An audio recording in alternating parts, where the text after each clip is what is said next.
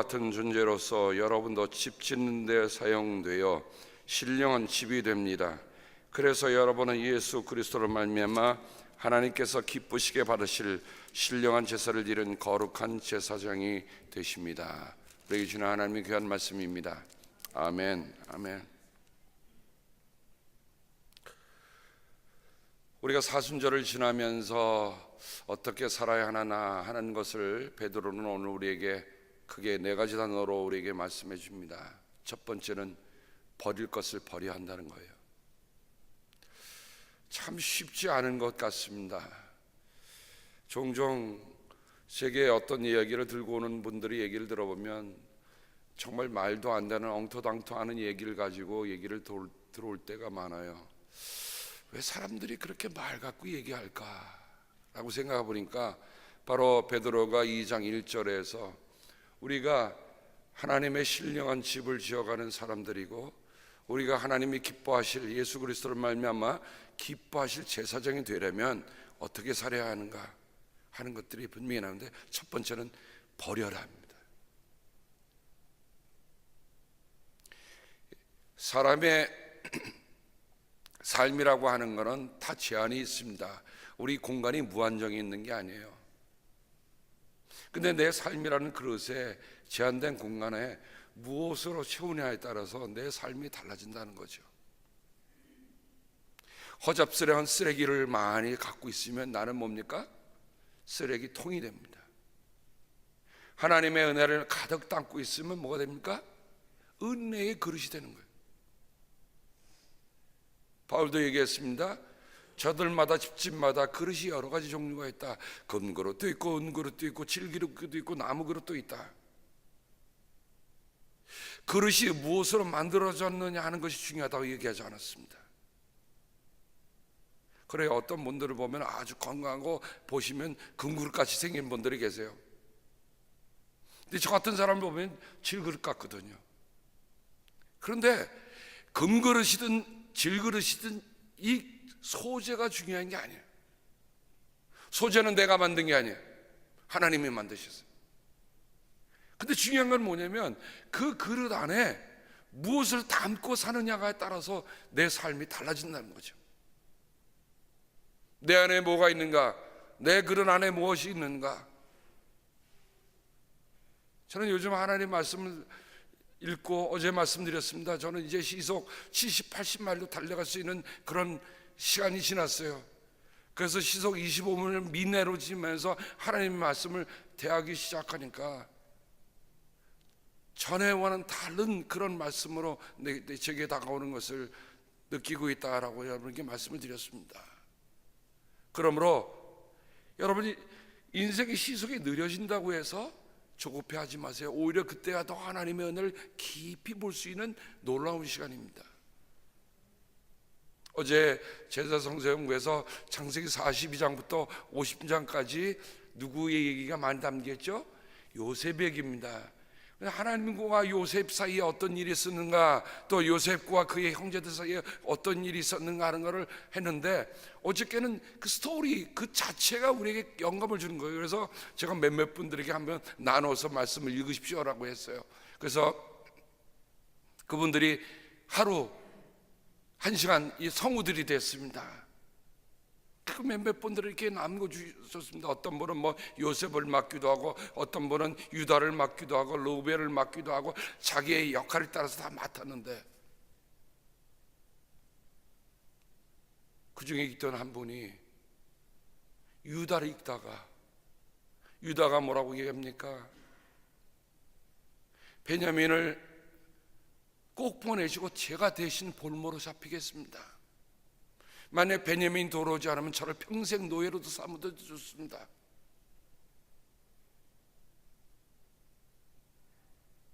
자기의 동생을 근 20년 전에 버렸잖아요. 팔아넘겼잖아요. 그때도 유다가 뭔가 동생을 죽이지 말고 그냥 다른 사람에게 넘기자라고 했던 제안했던 게 유다인데, 그 20년 전의 사건이 다시 생각이 나면서 이제는 베냐민마저 잃어버릴 수 없다. 그러니 베냐민은 늙으신 아버지께 돌아버리고 돌려보내고 내가 볼모로 잡히겠습니다 라고 하는 얘기예요. 근데요, 어저께 그 유다를 맡은 그분이 읽으시다가 우시는 거예요. 우시는 거예요. 저도 전혀 예기치 않았던 일이 일어났습니다. 제가 그것을 느끼면서 이런 생각이 들었어요. 하나님의 말씀을 우리가 정말 진심으로 마음을 다해서 읽는 그것 하나만으로도 그 느낌, 그 영감이 전해져 오는 겁니다. 그 자리에 있던 우리들은 참 숙연해졌어요. 야, 하나님의 말씀이 뭐 이거 주석 달고 저거 코멘터리 달고 뭐 이런 게 아니고, 함께 그 유다를 읽는 그 가운데서도 하나님의 그의 마음을 움직이시니까 그 자리에 있던 유다가 바로 나였단 말이죠. 아버지를 생각하는 마음, 동생을 생각하는 마음. 여러분, 상황이 어떤 상황입니까? 이집트의 총리대신 앞에서 감히 얼굴 들지 못하는데 이제는 그들이 억울한 누명을 썼어요. 누명을 썼는데 해결할 방법이 없습니다. 근데 베냐민을 볼모로 잡는다고 하니 유다가 나선 겁니다. 여러분, 하나님 말씀 그렇게 정말 시속 25마일도 아닌 싸우지까는 시속 5마일도 안 되는 그 말씀. 아마 성으로 따지자면 다 실격할 분들입니다. 뭐 읽는데 제대로 잘 읽으시겠어요? 옛날에는 잘 읽으셨던 분이 어디서가 코테이션이 있는지 어디가 있는지 해설도 읽다가 아니 이건 아니고 다시 읽고. 어저께 함께 웃으면서 함께 울면서 하나님의 말씀을 나눌 수 있었어요. 그러니 내 안이 무엇이 들어있느냐? 여러분, 그럼 그 연세가 지긋한 분들을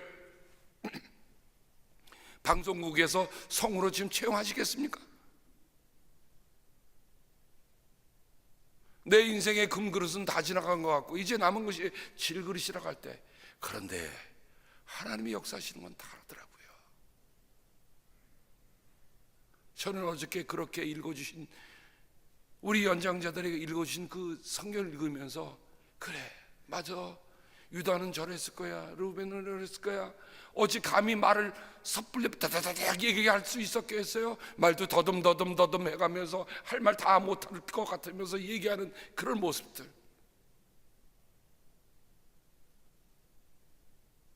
우리 안에 우리가 그릇이라고 할 때 우리 그릇 안에 무엇이 담겨 있는가를 한번 돌아보게 하는 귀한 시간이었음에 감사를 드립니다.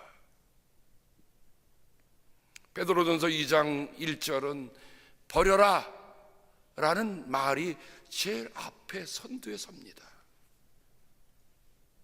저는 성경을 요즘 읽을 때 제일 앞에 선두를 이끄는 말이 뭔가 하는 것들을 유심하게 봅니다. 우리는 번역본을 받고 있기 때문에 그 뉘앙스로 살아갈 수 없지만 헬라어 성경을 보면 무슨 말이 제일 앞에 선두에 섰는가라는 걸 보는데 이 버려라 하는 말이 제일 먼저 나오는 거예요. 왜 그 많은 말들 가운데 베드로는 버릴 것을 우리에게 먼저 얘기하는가? 도대체 버리라는 말은 뭡니까? 버리라는 말은 내려놓으라는 얘기입니다. 포기하라는 말입니다. 옷을 벗으라는 얘기입니다. 젖혀두라는 얘기입니다. 우리의 낡은 옷 벗어야 돼요. 우리의 낡은 인간성 벗어버려야 돼요.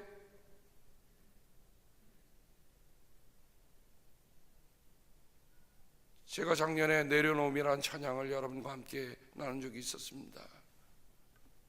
제가 우리 목회자 가족들 수련회 올라가면서 찬양을 뭔가를 함께 하는데 제가 올라가는 그날 내려놓으라는 찬양을 딱 보면서 저도 그날 처음 본 거예요.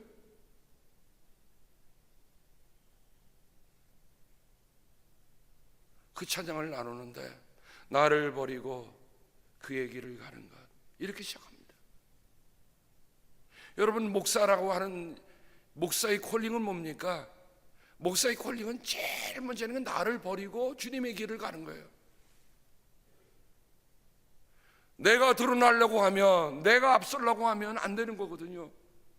그러면 내려놓을 것 중에, 벗어버릴 것 중에 제일 먼저 할 게 뭡니까? 나거든요. 나. 처음에는 무슨 찬송을 하나 가지고 1시간 동안 부르나, 거기 있던 목사님 사모님들이 하다가 이게 웬걸입니까? 그 찬송을 부른 동안에 전부 다 눈시울이 붉어지면서 고백을 하는 거예요. 그리고 수련회가 다 끝났는데 저한테 목사님 그 악보 좀 보내주세요. 다 보내드렸어요. 다음에 우리 목사님들 만나니까, 그리고 작년에 우리 여성기 합창제에 가서 우리 목사님들 사모님들이 있을 때 제일 먼저 부른 노래가 뭐냐면, 시간이 없잖아요. 뭘 같이 연습할 시간이 없어요. 그래서 내려놓으면 찬송을 부르는데요, 제가 그 찬송을 같이 함께 부르면서 마음이 뜨겁더라고요. 회중을 보니까 그 내려놓으면 찬송을 들으면서 사람들의 감동이 밀려오는 걸 느낄 수가 있었어요. 내려놓아라, 포기하라. 누구든지 나를 따르려거든 자기를 부인하고. 그렇죠? 부인한다는 말이 이 말과는 다른 뜻이지만 같은 맥락에서 우리가 이해할 수 있는 말입니다. 베드로는 예수님이 하신 그 말씀을 기억했을 거예요. 자기를 버리고 자기를 부인하고 자기 십자가를 지고라는 말을, 여기서는 베드로는 그 말을 버리고로 오늘 얘기해 주고 있습니다. 제가 버리고라고 하는 말씀을 찾아보니까, 자, 오늘 여기 1절에는 모든 악의와 모든 기만과 위선과 시기와 온갖 비방하는 말을 버리라고 했어요.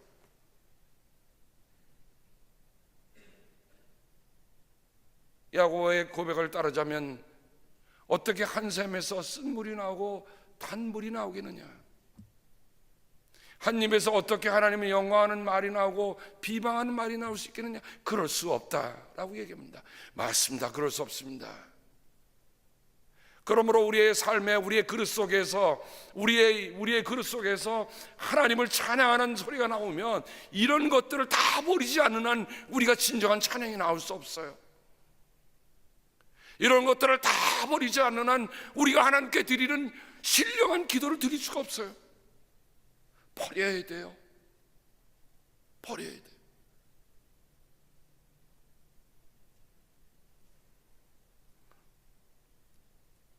에베소서 4장 25절에 바울은 이 버리고를 이런 같은 뜻을 듣고 있습니다. 그러므로 여러분은 거짓을 버리고 각각 자기 이웃과 더불어 참된 말을 하십시오. 우리는 서로 한 몸에 지체드립니다. 거짓을 버려야 합니다. 이웃과 더불어 참된 말을 합니다. 왜 그럽니까? 우리가 서로 지체이기 때문에 그래요. 서로 지체라는 말은 우리가 서로 한 집을 짓고 가는데, 여러분 집을 짓는데 만약에 우리 자체가 부실한 소재가 되면 어떻게 되겠습니까? 히브리서 12장 1절, 그러므로 이렇게 구름대와 같이 수많은 증인이 우리를 둘러싸고 있으니 우리도 갖가지 무거운 짐과 얽매이는 죄를 벗어버리고 우리 앞에 놓인 다름질을 참으면서 달려갑시다. 죄를 벗어버리고 다 버리라는 거예요. 다 버리라는 거예요. 무거운 짐과 얽매이는 죄를 벗어버리고 달려가는 사람은 가볍게 입어야죠.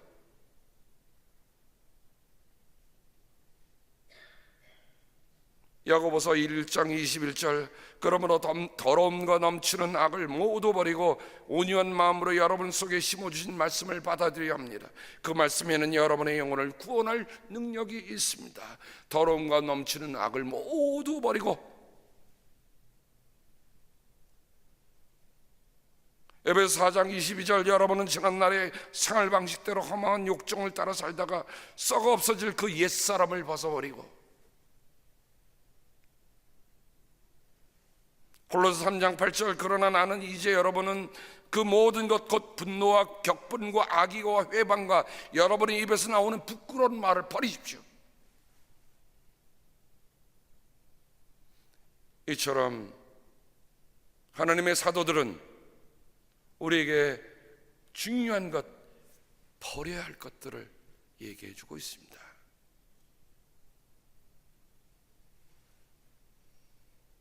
오늘 말씀해 보면 첫 번째 베드로는 모든 악의를 버리라고 했습니다. 그런데 여기에 세 단어에만 모든이라고 붙여놓고요. 모든 악의. 악이란 말은 사악한 것이요, 나쁜 것이요, 타락하고 부패한 것입니다. 여러분, 내 안에 펑거스, 내 안에 곰팡이가 쓸면 당장 버려야 돼. 어저께 저녁에 음식을 하나, 오래된 걸 하나 뭘 씹는데 갑자기 딱 마지막 걸 씹는데 곰팡이 냄새가 나는 거예요. 제가 그걸 꿀떡 삼켰겠습니까? 어떻겠습니까? 아니요. 제가 참 이 입맛이 살아있어서 그런지 먹다가 딱 곰팡이 맛이 나는 게 있어요. 그럼 어떡해요? 그것만큼은 그 전에 먹은 건 어쩔 수 없지만 그 다음부터는 먹겠습니까? 안 먹겠습니까? 안 먹어요. 가서 다시 각을 하고 그리고 다시 밥을 먹습니다. 모든 악의, 모든 나를 썩게 하는 것은 과감하게 버려야 합니다. 여러분, 상한 음식 아까워하지 마세요. 음식보다 더 소중한 게 뭡니까? 우리들 자신의 몸이잖아요. 그렇죠? 저는 그러면 과감하게 버립니다. 아무리 맛있었다 할지라도 입에 있는 거 다 뱉어내요. 썩게 하는 것은 우리를 썩게 만들 것뿐입니다. 모든 썩게 하는 것 다 버려야 돼요. 근데 악이 내 내면에서 악을 품고 있다는 거예요. 이거 버려내야 돼요.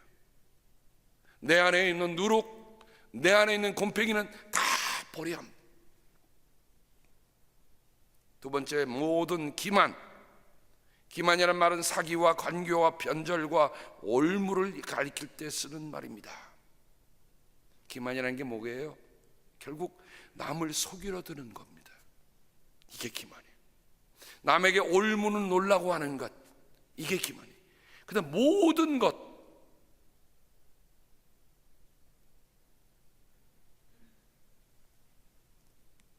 그 다음에 위선입니다. 위선이라는 겉과 속이 다른 것을 얘기할 때 쓰는 말이지요. 가장하는 겁니다. 어떻게 하면 나를 안 들여보낼까, 안 드러내 보일까 하면서 보이는 것, 그게 위선입니다. 예수님도 이 위선에 대해서 뭐라고 했습니까? 바리새파율법자들이 이 위선자들아, 예수님이 아주 엄하게 말씀하셨던 겁니다. 몰라서가 아니에요. 하나님의 말씀을 그들이 안 들어서가 아니에요. 살지 못하니까 사는 척 하려는 거예요.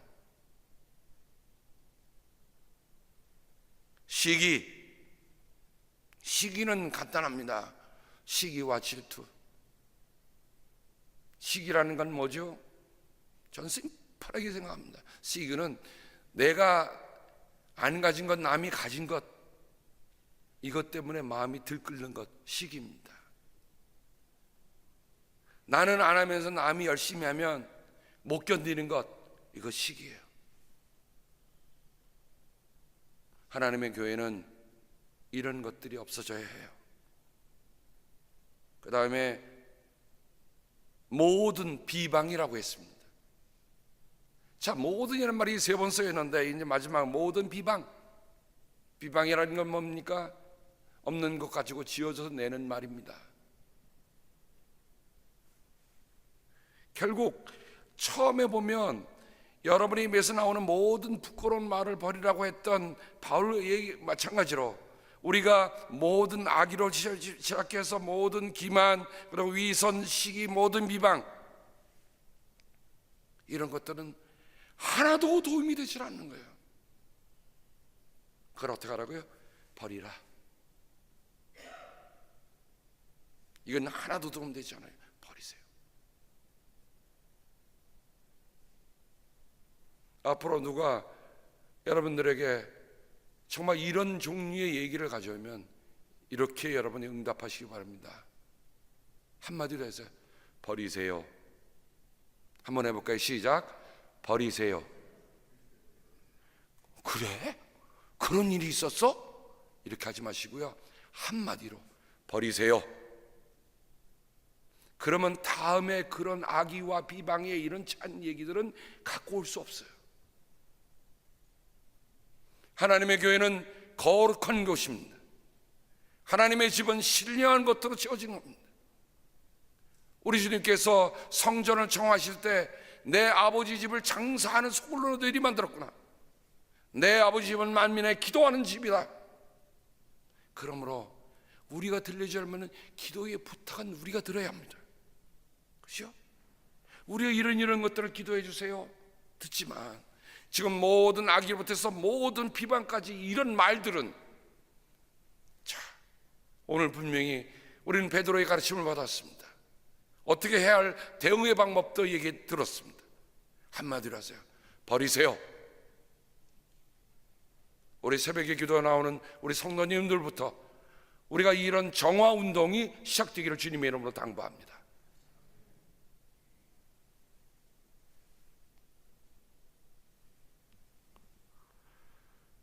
두 번째, 베드로전서 2장 2절에 보면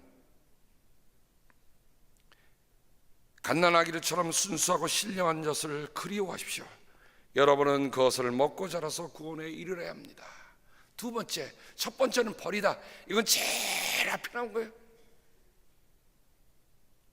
이게 돼야 그 다음 단계가 시작됩니다. 그죠?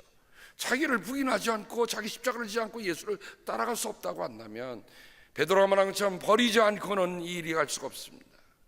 두 번째, 그럼 버린 다음에는 뭘 해야 되느냐? 베드로는 이렇게 얘기합니다. 그리워하라. 여기에 베드로는 아기들이 엄마 품에서 젖을 먹는 것을 표현하는데 이걸 신령한 젖이라고 표현하고 있습니다. 여기 그리워하다는 말은 단순히 그리워하는 게 아니에요. 여기에는 이렇게 되고 있습니다. 사모하는 거예요. 동경하는 거예요. 간절히 원하는 겁니다. Desire, demand. 우리 안에 하나님의 말씀에 대한 신령한 음식에 대한 사모함이 우리 안에 있어야 돼요. 내가 하나님의 말씀에 대해서 배가 고픕니다. 제가 얼마 전에 그랬잖아요. 저는 늘 배가 고파요. 하나님의 말씀에 대해서 배가 고파요. 저는 삼식세끼라고 하는 말을 듣고 삽니다만은 제가 하루에 3때 3끼를 먹는데 저는 3때보다도 하나님의 말씀을 더 그리워해요.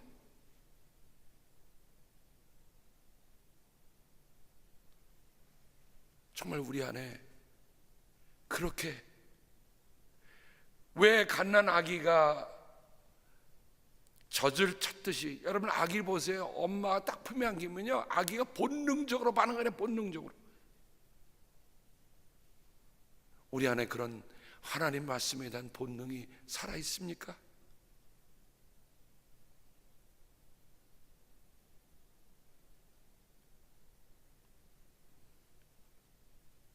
주일날 10시 되면 아침 예배에 지금 100일이 지난 아기 하나가 오는데 어쩌면 그 아기가 낯설어 한대요. 근데 교회 오면 낯설어 하질 않아요. 이유가 뭡니까? 그 아기는요 그 엄마의 뱃속에 있을 때부터 설교를 들었어요. 제 목소리 톤을 알아들어요. 오면 제가 얘기합니다. 메디슨 이쁘다. 그러면요 그 아기가 저를 보고 까르르 웃어요. 그러면서 그래요. 목사님, 이 아이는 집에서 잘 안 웃고 그 할머니 할아버지가 와도 자꾸만 낯설었고 우는데 왜 목사님이 웃어요? 제가 얘기하죠. 그 아기는 엄마 뱃속일 때부터 예배 들었기 때문에 내 목소리를 알아듣습니다. 내 톤을 알아들어요. 내 얼굴을 안 봤어도 이미 다 알아듣는 거예요. 그러니까 그 아이는 이미 엄마 뱃속부터 제 목소리를 친숙하게 알아들은 거예요. 아기를 못 갖던 내외가 이제는 아기를 못 갖겠거니 생각을 했는데 아기를 가진 거예요. 그러니 얼마나 소중합니까? 그래서 아기를 꼭 데리고 예배 들어오는데 저는 그 아기를 보면 참 소망스러워요. 하나님이 뱃속에 있을 때부터 그 소리를 듣게 함으로 지금 봐도 그 목사의 음성을 알아듣는구나. 양은 자기의 목자의 음성을 알아듣는다고 했는데 정말 그 양이더라고요. 할렐루야. 왜 이럴 때 아멘 크게 하셔야 되는데. 할렐루야. 여러분, 양은 목자의 음성을 알아듣는 거예요. 그 아기가 목사님 오늘 설교는 이러니까 저러니까 이렇게 분별하겠어요? 아니요. 음성조차가 반가운 거예요. 오늘 아침에 부른 찬송처럼 주의 음성조차가 반가운 거예요. 주님의 무슨 한 말씀 들려주는 것만으로도 내가 사무치고 그리운 거예요. 그러므로 두 번째 우리가 해야 할 일은 그리워하는 겁니다. 사모하는 거예요. 간절히 원하는 겁니다. 간절히 원하는 자가 찾을 것입니다. 여러분은 하나님에 대해서 기도할 때 그냥 기도하는 거하고 간절히 기도하는 거하고 어떤 차이가 있을까요? 우리 스스로가 그런 체험들이 다 있는 분들이에요. 그러니 내 삶에 평안할 때 더 간절히 기도하셔야 돼요. 그렇죠? 내가 건강할 때 더 기도해야 돼. 그렇게 사모하지 못할 때는 내가 그 사모했던 그 여력이 남아있어서 나를 이끌어갈 수 있을 것이라는 그런 마음 가지고 그리워할 줄 아는 우리가 모두가 되기를 바랍니다. 여러분은 그것을 먹고 자라서 구원에 이르러야 합니다 라고 얘기하고 있습니다. 여기 구원에 이르른다는 말은 그냥 이르는다 아니라 성장한다는 말입니다. 확장한다는 말입니다. 증가한다는 말입니다. 자라난다는 거예요. 믿음 자라나야 합니다. 믿음은 어제 가졌던 그 믿음이 아니에요. 오늘 또 다른 믿음으로, 더 성장하는 믿음으로. 아기가 젖을 먹을 때는 그냥 그 아기가 있는 게 아니에요. 아기는 자라고 있습니다. 우리가 하나님의 신령한 젖을 먹으면 우리의 영혼이 자라나요. 우리의 믿음이 자라나요. 우리는 고정된 사람들이 아닙니다. 돌이 아니에요. 우리는 자라는 생명체입니다.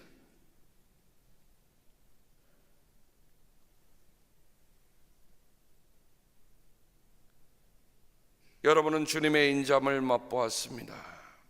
그래요. 우리는 이미 체험한 사람들이에요. 이미 하나님의 은혜를 사모하고 아는 사람들이에요. 특히 새벽에 나오는 우리들 모두는요, 하나님의 은혜를 다 은사를 다 체험한 사람들이야. 그러면 이런 사람들은 어떻게 해야 되는가? 2장 4절 주님께 나아오십시오. 주님께 나아오십시오. 주님께로 가까이 가는 겁니다. 주님께로 접근하는 겁니다. 주님의 일을 위해서 내가 그 일을 하는 겁니다. 주님이 하신 말씀에 내가 동의하고 사는 겁니다. 나간다는 건 그냥 나가는 게 아니에요. 주님이 하신 말씀이 옳습니다, 아멘 하며 가는 거예요.